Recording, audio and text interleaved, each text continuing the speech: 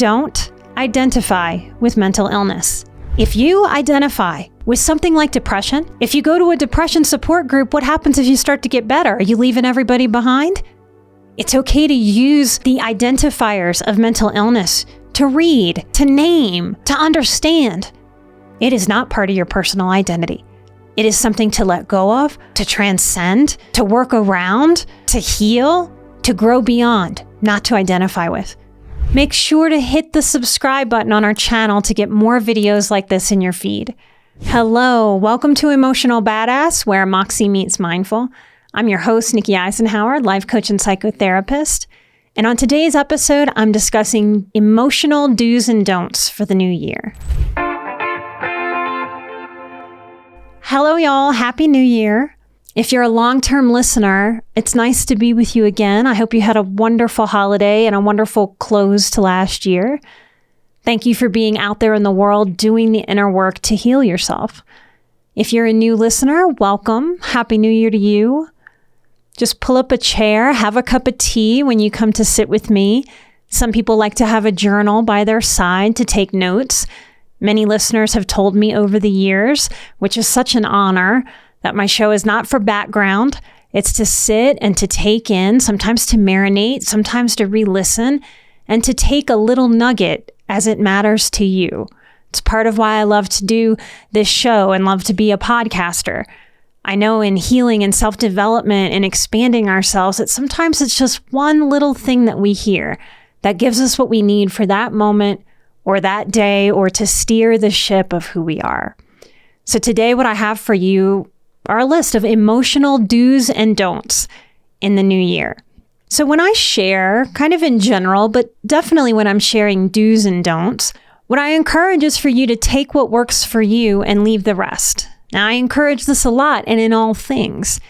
I think it is our job and our birthright to learn to be true to ourselves, to learn what that is. It is your job to decide what to take and what to leave in all things. Maybe from this list of do's and don'ts that I have, maybe you pick just one that resonates with you today. Or maybe this is an exploration for you. Maybe this list will work as a reminder of all you've already done. We have a lot in the works for you in 2024, so make sure you're following us, you're subscribed to the show, make sure you're following us on Instagram, on YouTube, on our mailing list, if you want to stay connected and if you're interested in new offerings from me this year. All right, so do's and don'ts, right? We are emotional people. We are deep people. Whether you are highly sensitive by birth or whether you think you are more highly sensitive from trauma and you are on a path to recover. These are my do's and don'ts. And number one is sometimes shocking. Do not obsess on healing. Now, early in my career as a therapist, this is my 18th year of being in mental health. But early in my career, I began realizing that I was one of the few therapists who would give what I might call anti-homework. Still to this day, when I have one-on-ones with people, very often I find myself moved to say, hey, what do you think? Because I kind of think that was enough for today. I don't want you to rehash this session or rehash this episode. Go outside. Go blow some bubbles. Go chill and watch a comedy. Go hang with your pets. Go on a walk. Go listen to something that's fun or makes you want to shake your booty and dance. Go live. Now, you will not heal faster by trying to live life through some kind of self-appointed healing intensive. You can't cram your healing in like that. It just doesn't work that way. If it did, I would be like, yeah, sign yourself up for these intensives and just lean in until you feel better. It just doesn't work that way. We have to learn new ways of being, new ideas, new ways of thinking, new ways of holding space for ourselves, of releasing emotion, of processing this life. And that means that we have to also meet life where life is and allow it to unfold so that we have time and space and experience to practice these new things that we're learning, these new ideas, these new ways of being. A hard truth and a truth that we don't like is that being in our head alone, head knowledge, it won't heal us in the ways that we want. Healing is a lot of learning to leave our headspace, this overthinking, overprocessing, analysis paralysis zone. We heal a lot by being with our bodies, by being embodied, by being present in the experience of being, instead of taking ourselves out of the experience of life by going to our thinker, by going to our head. When people talk about being present, another way to say that is being in our bodies. See, our head takes us far too often into the past, where we rehash, we ruminate, and then into the future, where we anxiously try to control what hasn't happened yet. Or we run into the future, fantasizing, just to escape the present moment of right now. If we're healing a tumultuous childhood, we can understand that we learn to go to our heads to escape some of the uncomfortable tension in our childhoods. If that is a pattern we learned from dysfunction, then continuing that pattern now in healing is not a great way to be. It's not a great thing to continue. This is exactly part of what we reprogram as we heal. When we are more present, we are embodied. Healing is the transmutation of knowledge into wisdom, not just wisdom for the mind, not just wisdom in terms of really smart, wise thoughts, into the wisdom of the body, the wisdom of the soul, as well as the mind. Now, one of the very sad truths when we're recovering from a difficult childhood is that it's easy to feel behind. It's easy to feel like my dysfunction, my trauma has taken up so much of my bandwidth for life that I am behind the curve. Therefore, I need to hurry up and get there. This is not a helpful or a useful idea in healing, y'all. Because there is nowhere to get. There is only where you are right now. And we do better for our nervous systems and for our minds to not practice being other than where we are. See, we did that as kids. We did that in our struggle. To continue that now is to continue something that's from the very trauma we're trying to heal. There's nowhere to get. There's nowhere to go. Be with yourself where you are now. This is one of the best things to understand about healing so that you can heal faster. No, I'm not giving permission to avoid what needs attention, intention, or change. But I'm hoping that you will give yourself permission to not obsess and think that that's a faster way to heal when it will actually take you backwards. Because keeping your body and mind in a state of high stress is what you survived as a child if you come from a tough environment. So not recreating that is essential. To learn to thrive, we must give ourselves permission to leave survival. I don't want you leaving a therapy session trying to survive your life as a practice. Learning to live your life is an important resiliency. Sometimes it's even a radical act of rebellion against those parts of us that want to stay in hypervigilance. Number 2, here is a do for you. Do listen to your gut. Over time, the more that you listen to your gut, paying attention, putting intention on listening to your gut, the more you will be able to decipher the difference between anxiety and intuition. This is a big deal for a highly sensitive person. This is a big deal for someone who has lived a lot of life hypervigilant, which means almost everything seems anxiety producing, which means you can't really decipher what is and what isn't. When we learn to listen to our intuition, that's step 1. Step 2 in learning the difference between intuition and anxiety is learning to act from our guts. See, most of us have a gut idea, a gut intuition, a gut response to something. And it's very quick. It's not from our thinking parts. It's from a deeper part of us. But we don't like what our guts say. Like if I meet a new person, I don't like when my gut goes, nope, this isn't going to work. Oil and water. As a child, I had a lot of intuitions about what was going on in my home, but I couldn't get in the car and drive away. I couldn't make a change for myself or take myself out of that household. So to survive it, I had to learn to ignore my intuition and just run circles in my own head because I couldn't physically go away from the threats. So healing is coming back to allowing our intuition to be a tool in our lives. It's a fantastic tool. It's just trauma has to override our intuition at a point. Healing is coming back to giving intuition permission to be a guidance system.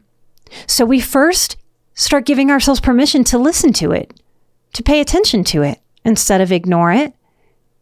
And then the next step is to learn to act from our intuition. See, in that moment where I meet a new person and I really don't like them, it feels like oil and water. We are not going to mix well. And my intuition knows that. Old, younger me from old dysfunctional programming would leave my gut, run up to my head, and spin a story about why I needed to ignore and override my intuitive gut. Oh, this is so-and-so's friend. You should give them a second chance. Maybe they'll grow on you. Things that sound so lovely, so nice, except they're not very nice to me because I'm participating in ignoring myself. So healing is a lot of learning how to listen to our gut without talking ourselves out of it, and learning how to act from what our intuition knows.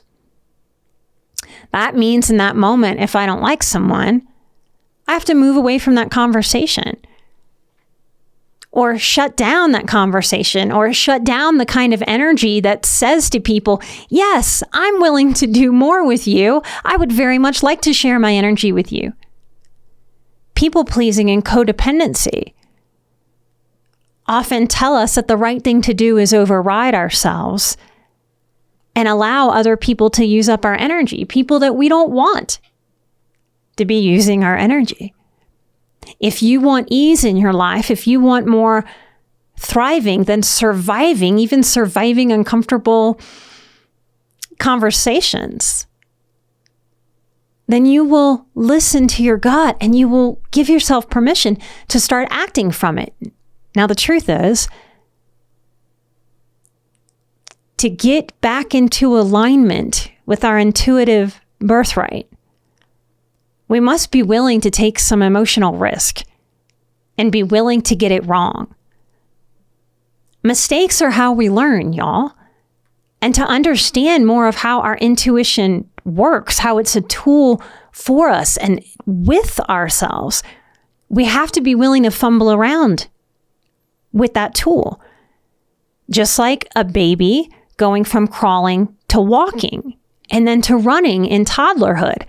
If we told that baby, okay, you can stand up and you can start to walk, but you're not allowed to make any mistakes, that child would have an almost impossible time actually learning what it is to coordinate everything in the body to be able to walk and balance and then run and balance. I'm willing to bet any of you can look at a small child and be in full agreement with that. Of course, we must make mistakes as human beings to learn. But if we were raised by someone or more than one adult person with low maturity or low empathy, high reactivity, who didn't really have that special stuff to be very patient with a child, then you were likely taught to believe that mistakes are for idiots or morons, that mistakes come with shaming and judgment and shoulding. Common shouldings here, notice what your gut does as I go through these, are you should have known better. You should have been more careful. You should have been more intentional. You should have thought that through. You should have been more thoughtful. You should have planned ahead. Did I get all the major shoulds? I grew up with a massively codependent should, that I should think for the younger kids I was in charge of, that it was my job. Sometimes when I was in charge of 12 other kids. No wonder I was programmed to overthink and overfunction for other people. This leads me to number 3. Here's a don't. Don't should on yourself. And this is either a reminder that makes you smile or the very first time you're hearing anyone put it this way to you. Don't should on yourself. And it feels how it sounds. Will 2024 be the year that you finally let this go? Mistakes are opportunities to learn, to do better. The vibe when we fail or make a mistake, it's really not to shame ourselves into the ground. The vibe, a healthy vibe around making a mistake, is to be rightfully bummed out. Little reasonably disappointed. Like if I go to shoot a basketball in the hoop, it is A-okay and healthy that I'm a little bummed out if I completely airball that sucker. Now I want to use that to motivate me to then maybe hit the backboard and then get it through that basketball hoop. We want to learn how to be bummed swiftly and then bounce. Not just the ball, but ourselves, our mood. That's what resiliency is. This bummed out quality when we shoot the ball or we go for something and we don't nail it. We don't get it right. We don't complete it. We don't finish something. It's a healthy drive, but it can be overdone into perfectionism. It can be overdone to be used to shame ourselves, our lives, our experience, the parts of us that risk trying. And that just makes our world smaller.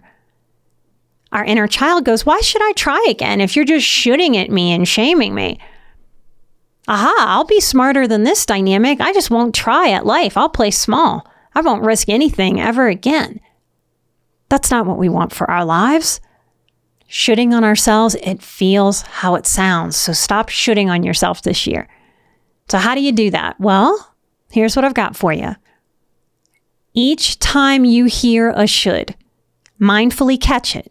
And remember, mindfulness in its simplest idea is just a little birdie that sits on your own little shoulder and just sort of observes and watches for you and learns to catch the things that are useful, important, and learns to just glance at and just watch and let go by like clouds on the wind, the things that aren't. So each time that little birdie of mindfulness on your shoulder catches that you are shooting on yourself, catch it and reframe it with this question. What can I learn about life or myself so I can handle this better next time? Notice what's not in this question. There's no shaming in it. Notice that it feels lighter than you should have done better. You should have known better. You should have thought that through more. The shame doesn't teach you anything other than to feel crappy about yourself. What can I learn about life? What can I learn about this human being, this human interaction? What can I learn about myself so I can handle that better next time? That's a definite do. Number 4, do reframe the critical voice. And I mean reframe that sucker over and over and over and over again. You know how you wake up every day in full acceptance that you're going to have to breathe a whole lot? Nobody, I think, wakes up and goes, my goodness, I can't believe that I have to use my lungs to just breathe again.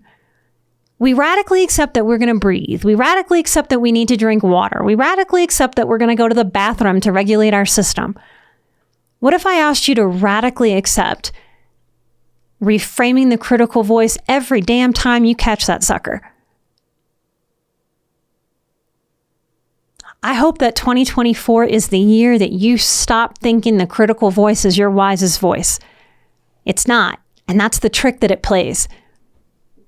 Nobody's critical voice comes in like some kind of goofball. The critical voice comes in with this know-it-all quality. I am the wisest self in here. I say the wisest things. Of course, a critical part is going to think that way. You ever met a critical person in real life that wasn't a know-it-all?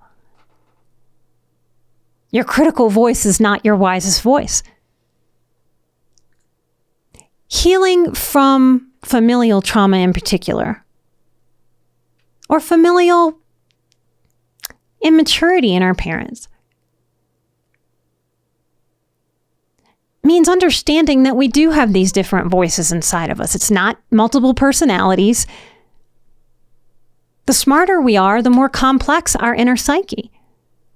So this is actually a sign of intelligence, but it sure doesn't feel like it until you embrace this concept and learn to work with these different parts, instead of it feeling like a chaotic free-for-all in there and you don't know who or what to listen to when or how much. The critical voice is not your wisest voice. You're turning down the volume on the critical voice and learning how to turn up the volume on your wise woman or your wise man voice.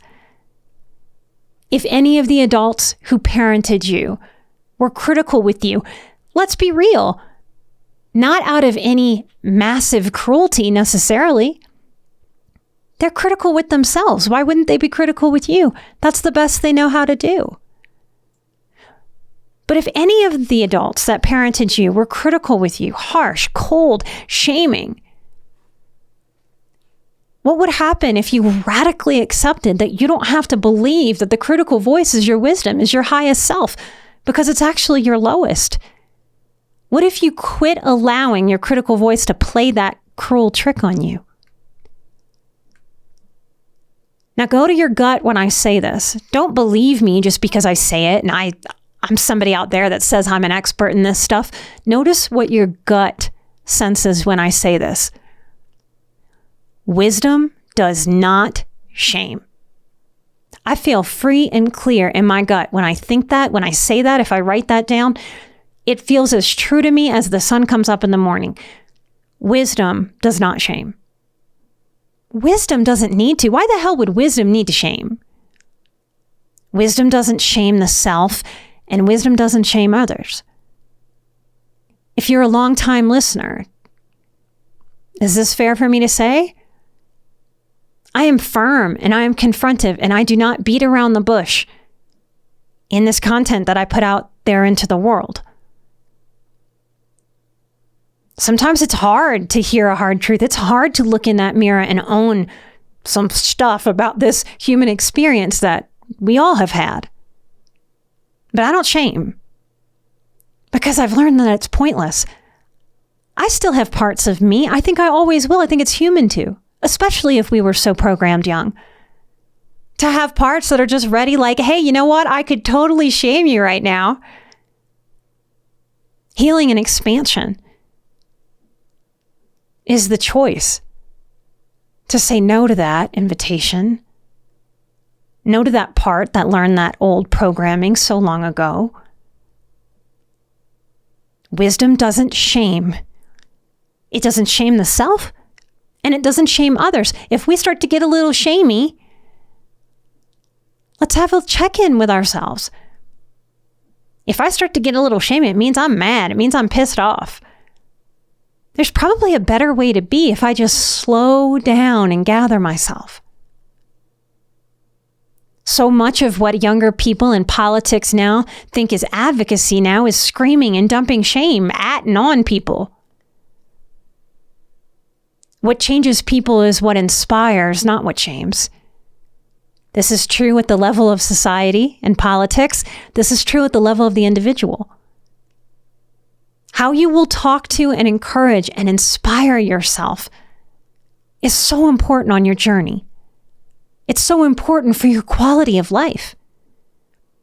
And if you could choose to inspire and encourage yourself or anybody else, or shame them, what's in the shaming choice for us other than our egos feeling righteous, above, more know-it-all-y?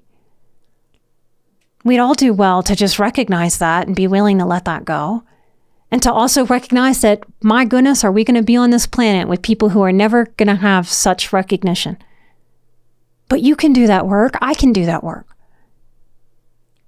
Longtime listeners, you'll have heard me say this a lot. We heal the world one person at a time, starting with ourselves. And I'm so grateful that you were on this planet with me, making those choices, even when it's hard, even when it's messy, even when it's full of mistakes. Thank you for the quality of your own life that will flow into higher quality of other people's lives around you in the butterfly effect. And thank you for your inner child that absolutely, no matter what has happened to you, deserves the very best life that your wisest part can figure out for you. Number 5, do differentiate shame and guilt. We must understand how to tease apart the nuanced difference between shame and guilt. So here's the difference, y'all. Guilt is about something I do. If we're at a wedding and you ask me to dance and I step on your toe, that little wave of guilt of, oh my gosh, I'm so sorry, did I hurt you? That's my empathy, that's my compassion. And yes, it's my guilt. Oh no, I feel badly that I may have hurt you by stepping on your foot.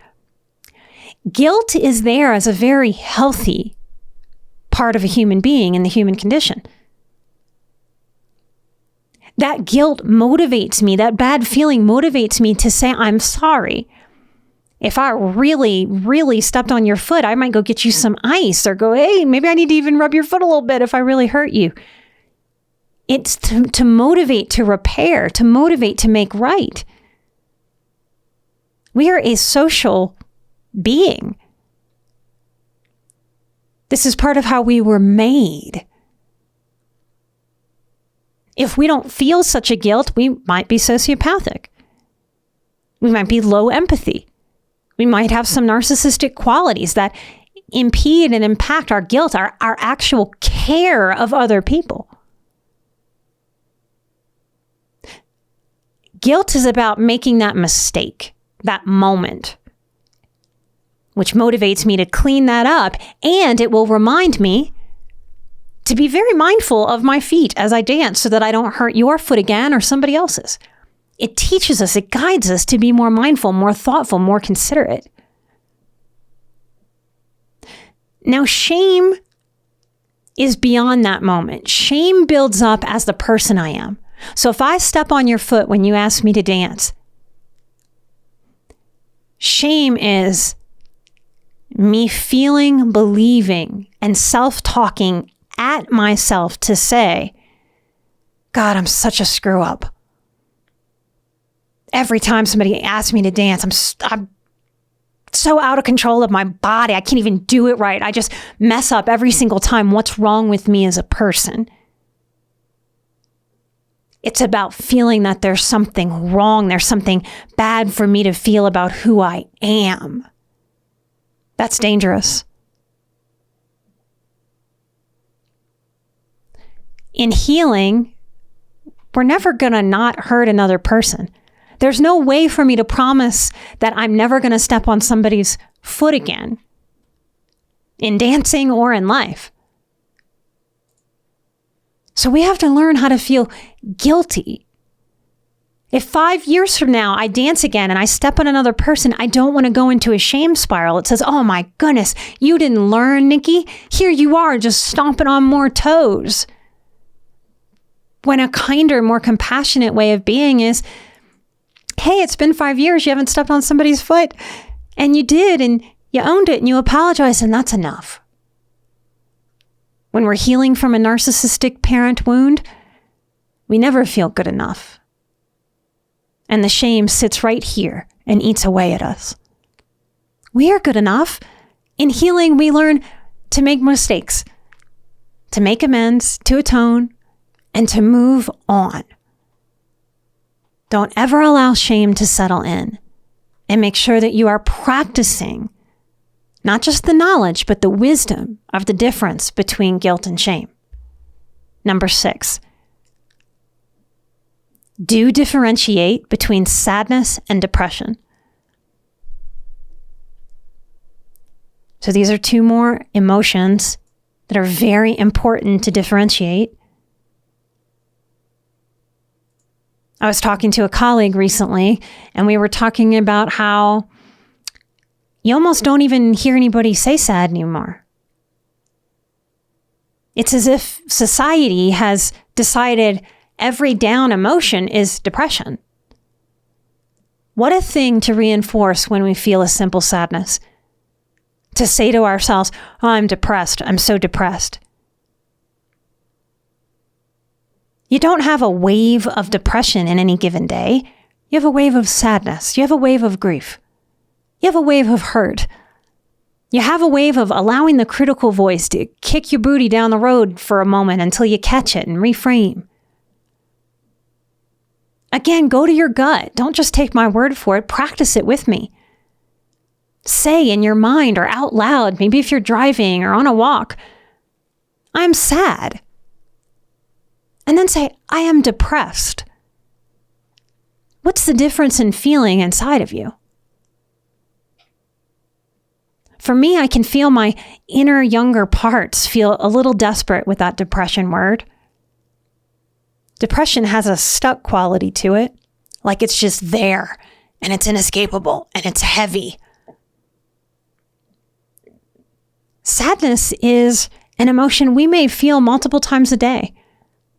If I look at my sweet Gusto, my standard poodle, and I think about his lifespan for a fraction of a second, I'm going to have a wave of sadness. And then I'm going to have a wave of gratitude that I get to spend the precious time, the little short window of time that our pets are alive, and he's spending it with me. What a blessing. What a gift. There's an interplay of sweetness, of love, where if we are loving, we are also inviting sadness, aren't we? Our pets are a great example of this. We want to learn to normalize sad. We want to learn to acknowledge it, to feel it, to flow with it, to let it go. Not to sit in it. Not to make it gain weight and heft. Not to name it and affirm that we are depressed. If you're raising children, this is very important to not mindlessly let your kids throw around this depression word. Do differentiate between sadness and depression. 9 times out of 10, you're sad. Let go of being attached to depression. Number 7, don't identify with mental illness. Yep, I'm saying it. Identify with strength, with fortitude, with resilience, with a beautiful sense of humor, with laughter, with lightness, with being a peaceful warrior.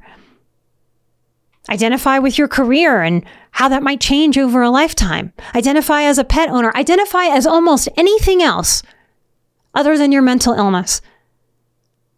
I am absolutely gobsmacked that there are mental health professionals doing this online right now and modeling this. There are a few things that I will put into the category of a hard wrong for me, but this is one of them. Why? If you identify your identity, who you are, with something like depression, with something like bipolar, with something like trauma, how do you transcend it? How do you let it go? There's a sticky, double-sided trap, even to support groups. If you go to a depression support group, what happens if you start to get better? Are you leaving everybody behind? It's okay to get help. It's okay to acknowledge who you are, where you are, when you are.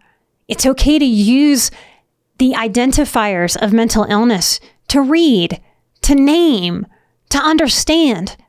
It is not part of your personal identity. It is something to let go of, to transcend, to work around, to heal, to grow beyond, not to identify with. If you are following professionals online, your gut knows, even if your head doesn't want to know. But if you are following these professionals online that are subtly, accidentally, not even intentionally encouraging you to stay attached to mental illness instead of let it go, please be mindful of that. Please make the intentional, mindful choices that you need to make. It's not about making anybody wrong. It's about you getting real about what is right for you. And if that's not right for you, I want to encourage you to own that, to look at it directly in the face and make some decisions. Number 8, do differentiate the difference between acknowledgement and dwelling, ruminating, or over-processing. Now, I am a trained therapist. I come from a clinical background. There's a lot that my mental health profession has done to help people in this world. And I believe there's a lot that we are doing in mental health that hurts people. I am unsure if do no harm is really a part of medicine anymore, physical health or mental health. I plan to say a lot more about that through this year. Very effective therapists are artful because this is an art. It has to be. The human experience must be an art. We cannot shoot everything in the human condition through science. I know that many people out there would like the control of that, would like the finite quality of being able to study everything in the human condition. As of right now, I don't believe that is even near possible. We have to learn what it is to move through this art form of humanity and to move through the art form of healing. As a client in therapy and as therapists in that chair of authority with our clients, there is a time and a place to share a story, to process it again and again and again. And there is a time and a place to say enough. I am dwelling. I may not know the difference between dwelling and processing to let go. Am I nursing a little addiction to drama? If I am a therapist, am I scared to challenge my client about when is right to hold on and when is right to let go? When is there enough processing? If you were going to a therapist every single week and your life's not getting better, I would encourage you to ask this question of yourself and maybe even your paid healer. Am I processing and moving forward? Or am I ruminating, dwelling? This is very important to me in healing because it's a slippery slope from over-processing and ruminating and dwelling to victim mentality. No one heals in victim mentality. What I want for you, what I want for everyone is to understand that so that you are not spinning your wheels, wasting your time or your precious energy in this one life that we each get, spinning your wheels instead of moving forward. It's okay to not know the difference. It's important to ask and to make sure that you're moving forward. Number 9. It's a very important one. Are you ready? Do prioritize fun. Yep, fun. F-U-N, 3-letter word, fun. To leave surviving and get to thriving, we have to understand it is a shift. You had to focus on what wasn't working to survive it. It's like being in a shipwreck. If your ship has gone down, you're treading water. You're looking for something to hang on to survive, to float, to support you, until you can swim into shore. But there's a time when we have to realize we've gotten to shore. We can stand on the shore. We still might feel, and we might legitimately be on a deserted island, but we're no longer treading water. There's a point at which focusing on what isn't working backfires and keeps us in and with what isn't working. It's tragic to me that people would be putting effort towards wanting to feel better, wanting to heal, wanting to expand their lives, and get stuck focusing on what isn't working, thinking that they're helping themselves. We have to let go of what wasn't fair. It's part of why I've shared so much of my intimate life. We are now in the 6th year of this show. I can't believe it. I've had a lot happen to me that is so far from fair. It's such a natural part of life. And it is true that if we sat down with some scorecards, some human beings have a lot more unfair than other human beings. That's part of what isn't fair. See how that layers? Stop trying to fight for what's fair. Your energy is too precious for that. Some of us get dealt different cards. You don't have to chew on this so hard. I teach that when I teach boundaries, and no, I'm not teaching boundaries this year. I'm taking a year off in 2024. But every year in that course, when I have taught it, I say, please just experience this course. Please experience what I've put together for you. Just allow yourself to marinate in it, to let your eyes and ears go over the material. Don't crunch it and chew it and fight with it and wrestle it. It's okay to have more ease, and fun is an essential nutrient in our healing. I wept and wept and wept when someone pointed this out to me early in my healing. I would have liked to have thought of myself as a fun person. I knew how to have fun with babies. I knew how to be fun. But in a people-pleasing way was the truth. To just have fun, to invite fun, to allow fun, to give permission to fun for myself, that felt weird. As a recovering people pleaser, it felt wrong to use my energy on myself. Felt selfish in the bad way. I didn't know what it was to have fun with myself. Back then, I wasn't yet into plants. I wasn't yet into drawing. Now I would say I'm an artist.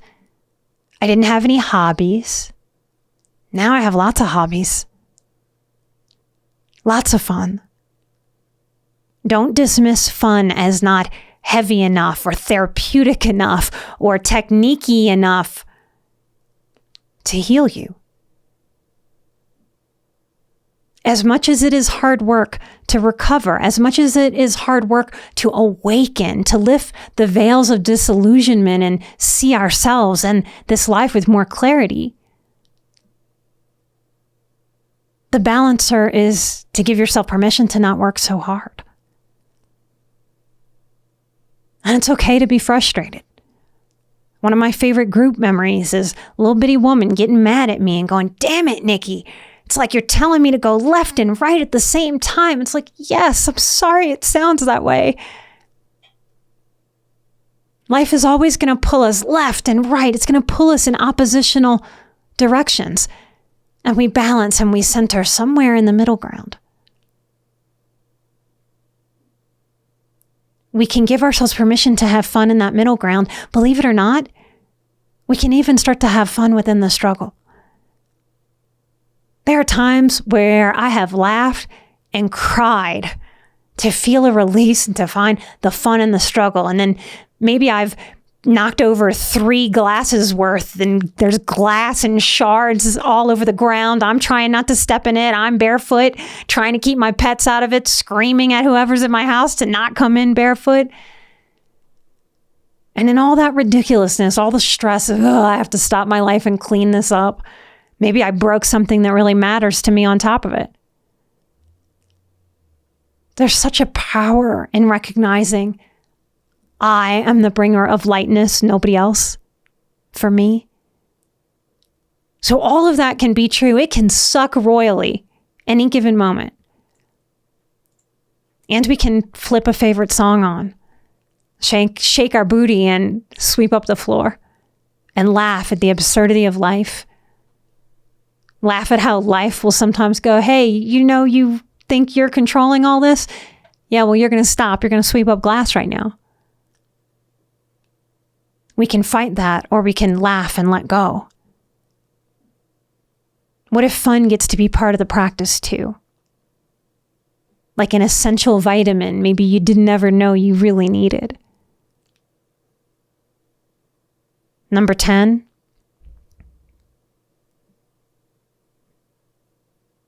It's a reiteration of something I shared earlier. Act from your gut. Do act from your gut. When your gut says yes to something, I want you to trust that. When your gut says no to something, I want you to learn to trust that. This takes decades to master, y'all. I don't know if I'll ever truly master it. I know I am infinitely better than ever before in my life right now. And with more practice, I expect to continue to fine-tune my intuition. Now, too many of y'all out there think that being nice means ignoring your gut and grinning and bearing people that you don't like or don't have time or space for, even if you like them very, very much. If I made this number 10 a don't, it would be don't endure and think it's kind. Many of you highly sensitive people are out there enduring things that you just don't need to endure. It's not kind to you to keep enduring what you really don't want to endure. And it's not kind to the people you're misleading with your fakery here. When your gut immediately says, I don't have time for this person today, when someone texts or calls or emails or reaches out to you in any way, start telling them what your gut said. Stop living life choosing to be confused or lost or shut down when your gut knows damn good and well what you want. I speak to a lot of sensitives who are scared of getting shamed for being direct or clear or to the point or no nonsense, blunt. If this is how you are, then this is your natural gift. Now, most of the people that I know that have been scared of being called blunt or bitchy or wrong, it's like they're fighting their own intuitive gift. I did it for many years. Some of the most conscientious, kind people. I'm not talking about people who bluntly wield cruelty around and just say they're being bluntly honest. I'm talking about people with deep leadership, maturity, conscientiousness, despite the world being as unfair as it is, who walk to the beat of a drum that try to beat a beat of fairness in the world to the best of their ability. If you have this kind of directness in you, if you feel it and you sense it, but it's been sort of beaten down or swept under the rug of who you are because of your experience in this life, what if you made this a do? Your calling to be healthily assertive and direct? What if you just showed up and were yourself? You don't have to ignore your own gut anymore, but I can't say that to you. It's a permission that can only come from you. Ignoring your own gut is to be rude to you. And playing phony to someone who's often being an energy vampire or a lovely human being who just needs to wait for their space and time with you. Stop dancing around what your gut says. It's exhausting. This is part of why you're exhausted. It's part of how you overthink and continue to practice overthinking. What if 2024 is the year that you give yourself permission to live from your gut, even if just as an experiment to see what happens. And then, number 11, you do let your feelings flow. If you're scared of someone thinking that you're just a mean old bitch because you got direct, what if you just allowed that feeling? What if you felt it? Feelings are meant to be felt. Feelings are not meant to be thought. And wow, do we wear ourselves out when we confuse that. So many of you are out there thinking your feelings, wondering why you're so exhausted. Think your thoughts and learn to feel your feelings. Do let your feelings flow. It's often why when someone is trying to think through the hardest of human emotions, desperation, anger or rage, deep, deep betrayal, regret, is forlorn, it's easy to hop to suicidal thoughts and ideas. Because we're not supposed to think through those feelings. Because if I have a desperate feeling about whatever I'm going through, and I add a whole lot of thoughts plus desperation, what do you think is going to happen?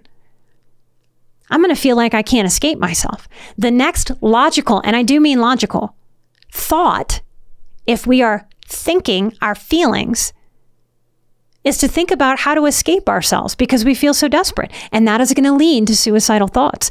And those suicidal thoughts are the only thing that leads to a suicidal act. To be truly safe with ourselves, I mean deeply safe, we accept and we practiced as we learn to allow the hardest of human emotions, the desperation, to just be felt versus creating a doomsday dialogue story inside of our heads. I happen to have a really, really terrible weekend. I'm having some hormonal struggles that absolutely throw my body and my mood sideways in ways that I don't fully have control over. I don't like that. I can tell you I downright hate it. I can feel some of these doomsday thoughts going through my head. I'm grateful that I have worked on myself enough to know that those are just thoughts and feelings getting mixed up, and I have to just feel what I'm feeling until it passes, and those thoughts are not real. They're just manifestations of my feelings playing through an old program. Like when I was a child, when I couldn't do anything else, and I didn't have any support, and I didn't have any coping strategies, that the best my little self could figure out how to do was think my hardest emotions, which created desperation, escapism stories. I'm a big believer that we are to never, ever allow the gremlins of suicidal ideation to take hold. That our inner child looks up at our wise woman, our wise man, our highest self and goes, hey, what are you going to do with all these really craptastic feelings that are flooding my body right now? Healing isn't about hyper-controlling ourselves or logically thinking ourselves out of emotion. People who are experiencers of less emotion than a highly sensitive person love to beat the drum of logic as the most wise. Logic has its place, but it certainly is not everything. As a highly sensitive person, it is your job to learn how to ride the waves of your most difficult human emotions and disallow those emotions to take you to thoughts that are dangerous. If you're a new listener of the show, I have years and years and years of content. I'm a believer that we heal when other people show us more of their humanity, because that's how and where we learn more about our own. You are your own authority figure. There is no healer out there that should ever, ever be allowed to take your authority in any kind of healthcare. You can always get second and third opinions, but you are your own authority figure. When you embody that strength as an adult, that reality, You will help yourself never be fodder for another master manipulator. You will help yourself stay true to your own course, and your inner child will look up at your wise self and feel safe because he or she will know, hey, no matter what happens, we can make wise decisions. We can ride these waves of emotion without hurting ourselves. Even if we panic, we can panic and let it move through and come back to center. Healing is so much about learning what to do and what no longer to do. This Wednesday, January 10th, is our next Patreon live stream Q&A. It's where you get to come and join and be surrounded by other people who are working on themselves, who resonate with my work, with the very specific and unique way that I try to explain what's going on with our emotional selves, our mental selves, and the impact it has on our physical bodies as we walk a healing, self-developed path towards thriving. I believe it's our birthright to thrive. And if you are surviving, I want you to know that no matter what you've survived, you can learn to put down that survivorship. You can learn to thrive. The next live stream topic at patreon.com/emotionalbadass is on parentification. If you were parentified, I personally invite you to come, submit a question, or play a fly on the wall. Someone else will ask a question that may very much resonate with you. That's part of what happens when we come together in a group. I'm the only one that is visible, so you won't see anybody. You won't have to show yourself or your space. You can chat very privately. I know this is a community of mostly introverts, but even as introverts, we benefit from coming together, from seeing that we're not alone, that our questions, our struggles really are universal. It's part of why I get on this mic every week and have for 6 years. Because yes, it's my story, but it's also all of our stories. As different as we all are, in the emotionality of being a human being with deep compassion, we're very similar. We are proud to be a part of Airwave Media. Check them out to find more amazing podcasts. I am an emotional badass. You are an emotional badass. And together, we are where Moxie meets mindful. Light and love, and I will see you right here next time for a brand new episode. Bye-bye. Remember to find Emotional Badass wherever you get your podcasts.